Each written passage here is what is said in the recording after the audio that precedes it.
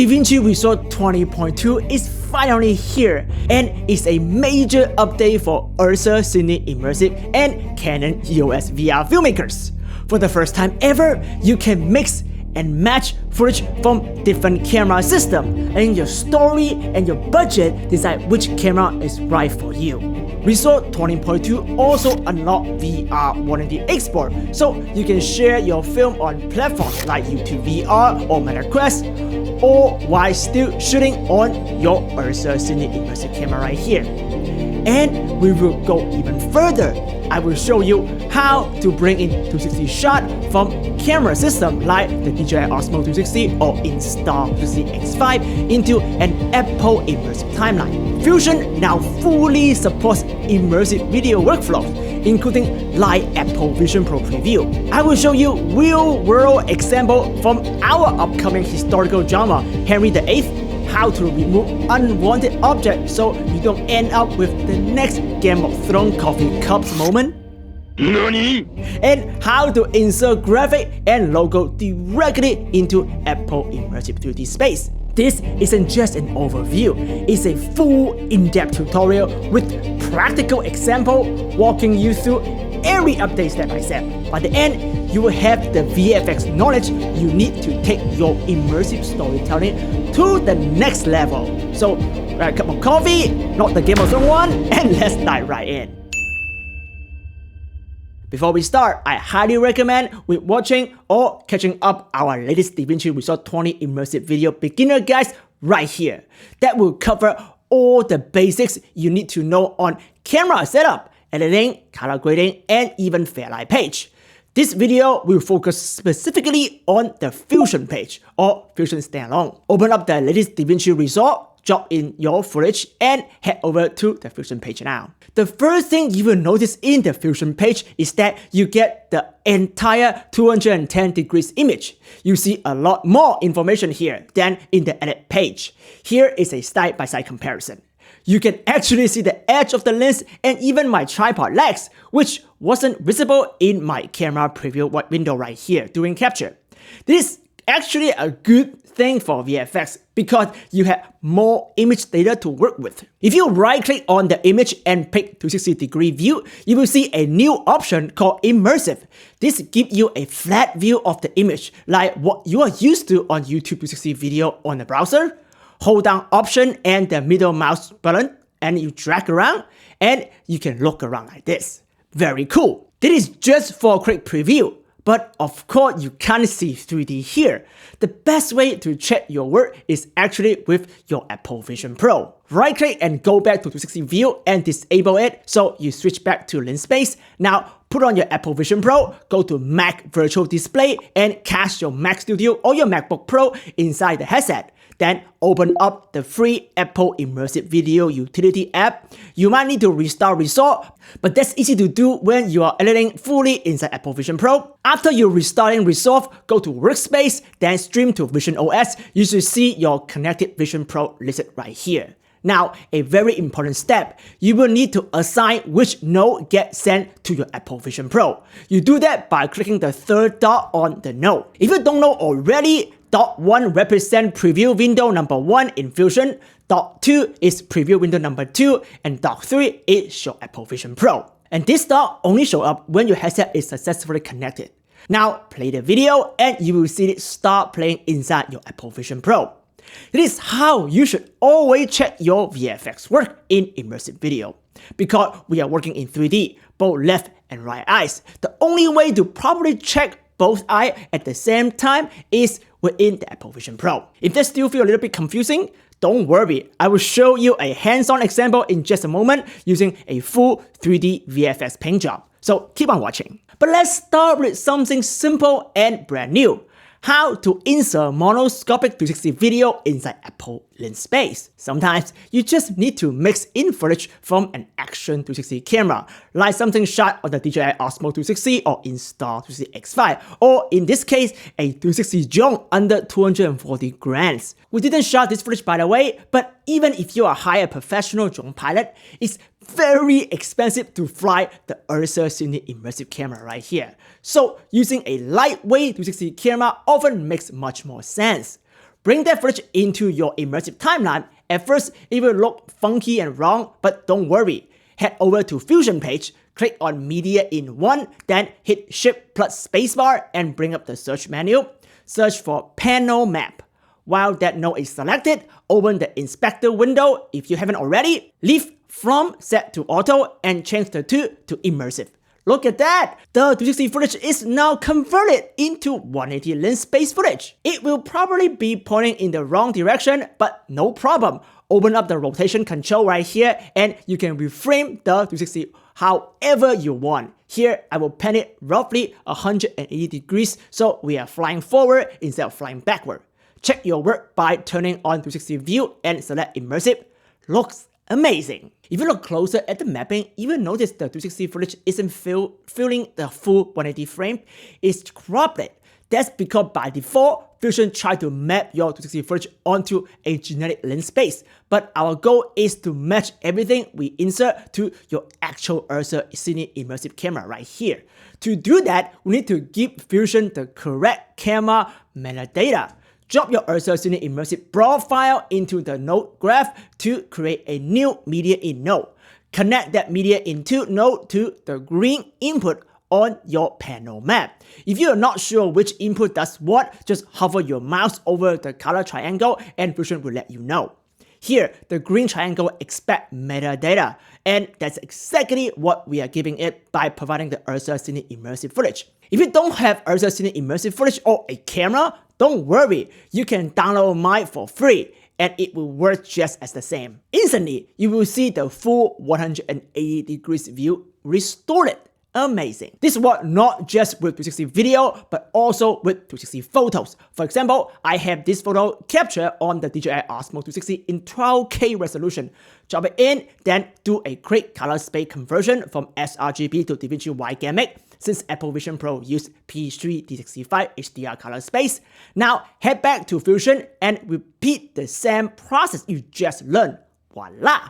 It's like magic! Converting 360 to Apple 180 lens space is now that easy. Okay, what about mixing VR180 footage shot on the Canon R5C or the Red with the Dual Fisheye lens with the URSA Cine immersive footage?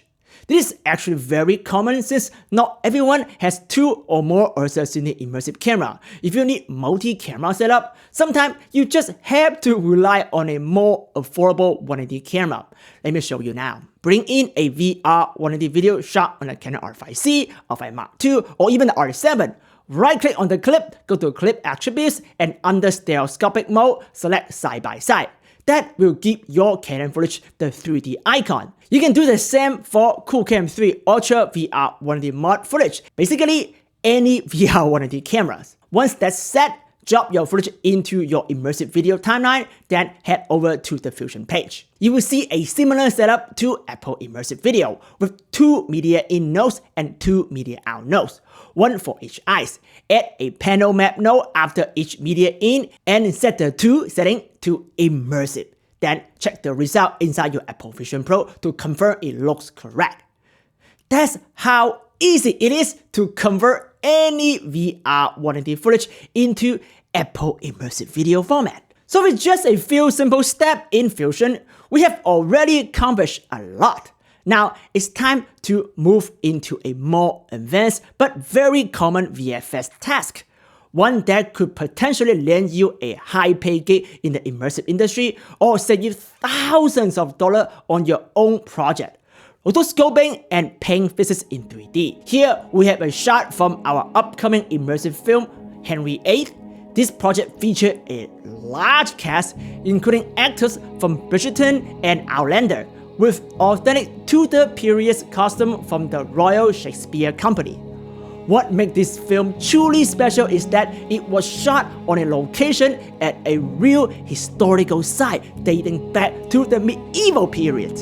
A place that public can usually only go visit but not film it. Getting access to capture a production there was incredibly rare, and it brings a level of authenticity that you almost never see in immersive cinema. This film will be released soon on our app Spatial Film for Apple Vision Pro. Because this is a historical drama, absolutely nothing modern should appear in the frame.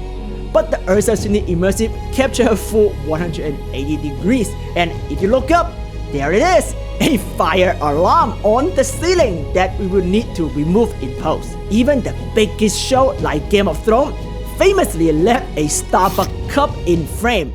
Having the skill to remove that kind of mistake like that in 3D might literally save your career. Head over to Fusion, select Media in 1, and use the shortcut Shift plus Spacebar again to bring up the search pop-up. Search for Immersive Patcher. Click on this store right here to get a normal view. Now use the rotation X, Y, and Z value to reframe toward the problem area you need to fix. In this case, we pan up by adjusting the X value until we're looking at the ceiling. Since the lighting here is constantly changing throughout the entire scene, we can't rely on clean play to fix the problem. Instead, we need to use pane fixes. So after Immersive Patcher, add a pane node, send the pane node to viewer number 1 by pressing the number 1 on your keyboard. Zoom in, select strobe, then choose the chrome brush. Under brush control, adjust the size and softness of your strobe. Bigger and softer usually work better in matching in 3D. Hold down Option and sample the area right next to the fire alarm. Then carefully paint over on the alarm itself. Don't forget to paint in the shadow as well. Now, do the same for the metal hook right here. You could definitely spend more time to get a perfect result, but for now, this looks pretty good. Next, copy the Immersive Patcher node and paste it after the paint node. Switch it to distorted this time so it converts the patch image back into Apple lens space.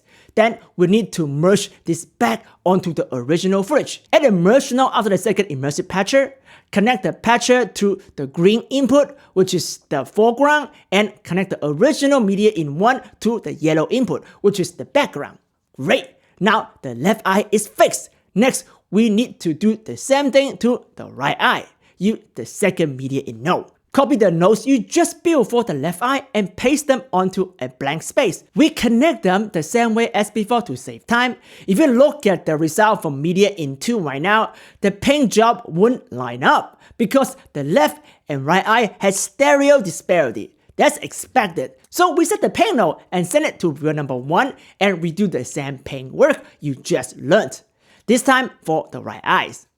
Once that's done, here's come a very important step. Review your work inside the Apple Vision Pro. You cannot catch 3D problem on a flat screen. Put on your Vision Pro, stream result as we covered earlier, and watch the result. If something doesn't look right, go back to the both paint node and refine them until they blend more naturally. Reduce the opacity or sample in a larger surrounding area usually help with 3D bubble issue. It takes time and patience, but if you put in the work, the result will look perfect. And hey, I just have saved you thousands of dollars in post-production, or even give you a VFX skill set that you never learned in film school.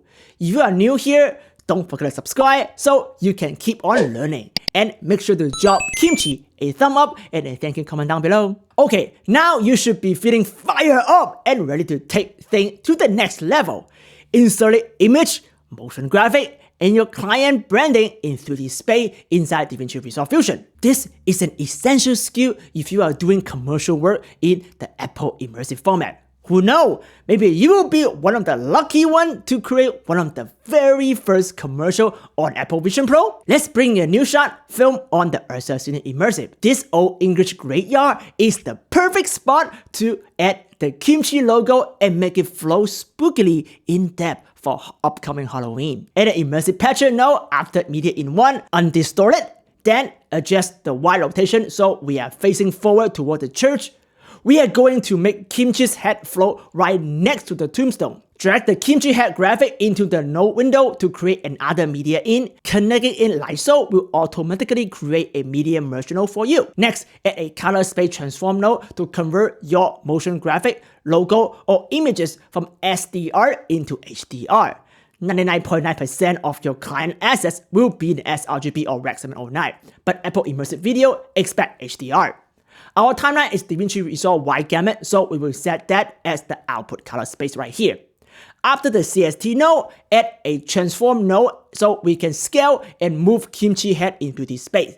Send the transform output to viewer number 1, shrink down Kimchi's fat head right here to make some room, and move it up so it's the same height as the tombstone. Then, just like what you have learned already, undistort the view and merge the frame back into the left eye. Now, copy the whole setup for the right eye.